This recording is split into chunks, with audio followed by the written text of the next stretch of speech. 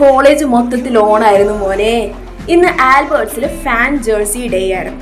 നമ്മുടെ സ്റ്റുഡൻസും ടീച്ചേഴ്സും non teaching സ്റ്റാഫും എല്ലാവരും അവർക്ക് ഏറ്റവും ഇഷ്ടപ്പെട്ട ഫുട്ബോൾ ടീമിന്റെ ജേഴ്സി ഒക്കെ ഇട്ടാണ് ഇന്ന് വന്നിട്ടുണ്ടായിരുന്നത്. നമ്മുടെ ഈ ഒരു ഇവന്റ് ഇനോഗ്രേറ്റ് ചെയ്തത് കേരള ബ്ലാസ്റ്റേഴ്സിന്റെ മിഡ്ഫീൽഡർ ആയിട്ടുള്ള നിഹാൽ സുധീഷാണ്.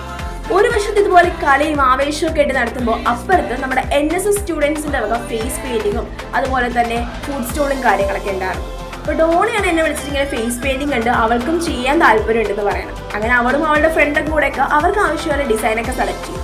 അങ്ങനെ നമ്മൾ 3 പേരും ഫേസ് പെയിന്റിങ്ങും കാര്യങ്ങളൊക്കെ ചെയ്തു. അപ്പുറത്ത് ഇതിന്റെ മെയിൻ ഹൈലൈറ്റ് എന്ന് പറയുന്നത് പെനാൽറ്റി ഷൂട്ട് ഔട്ട് ആയിരുന്നു.